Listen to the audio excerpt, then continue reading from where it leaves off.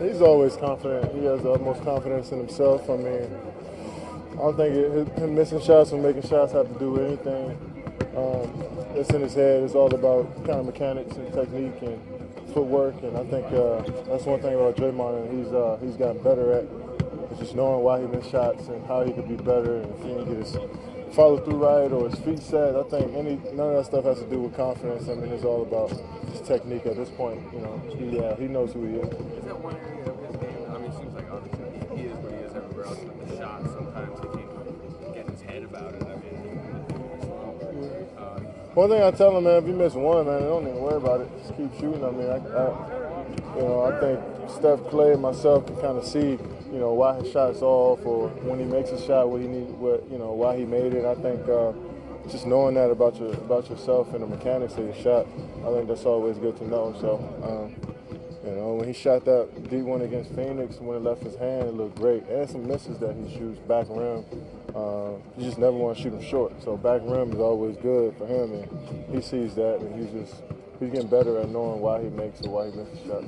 Aside from wanting to win every game, is there any significance with tonight's game, being that you guys already got your season locked up? Just getting the rhythm and just wanting to play well. We got different lineups, a few guys missing, and so it's good just to kind of get in a good groove of things. I mean, obviously, this doesn't mean anything for seeding or postseason, but it means something as just basketball players wanting to go out there and get better and have opportunity to, keep growing as a team and as individuals. So it means something in that regard, but as far as playoff seeding, it really doesn't matter. What would you think of potentially seeing these guys in the first round? It'd be a fun, incredible matchup. They gave us some problems early on this year. I think the last game we played them is, the team we need to be. And against these guys, they're physical, they play hard, they get in passing lanes. You got to take care of the basketball. So it'd be a fun series, especially with, playing in Oklahoma City again in that atmosphere in the playoffs.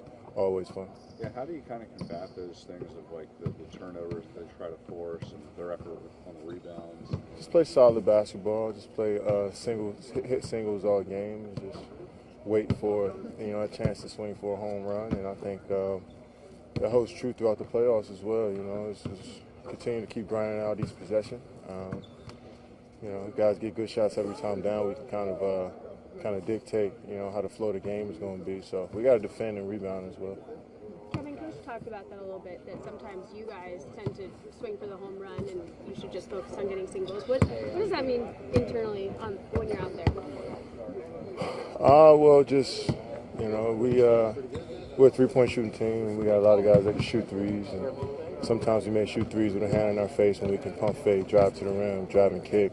So just try to get a good shot every time down. Simple as that. It's just you got moving around 4 or 5 times to get a good shot, then that's a single. But if a guy has a wide open shot off the first pass, that's a single. So try not to shoot or play in crowds, and not have too many long rebounds or turnovers. With teams like the Thunder and the Warriors, you guys have a lot of proven talent. Sometimes the idea of focus can be an issue during games. Sloppy play amounts to losses. Why do you think that is? Just where your mind is at that point. You could be just thinking about something else. You can be, I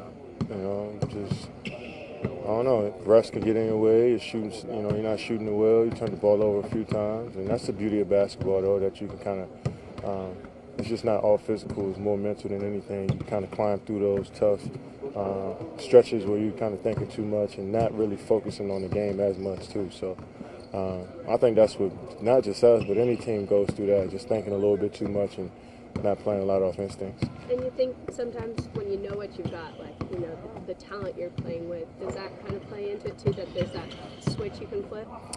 We try not to have a switch. I mean, obviously we know guys can get hot at any time, but no matter the talent, you still have to play. I don't think anybody is coming into a game in the NBA and just thinking they're going to play well based off their name and their accomplishments. So every night is a battle of just being consistent, just being who you are. I think that's what builds great players, is they do it every single night. And if you don't do it every night, then you're not really a great player. So it's like, that's just the battle of a lot of, difference between good players and great players, is that they do it every single night. And no matter what you've done or who you are, you still got to play the game.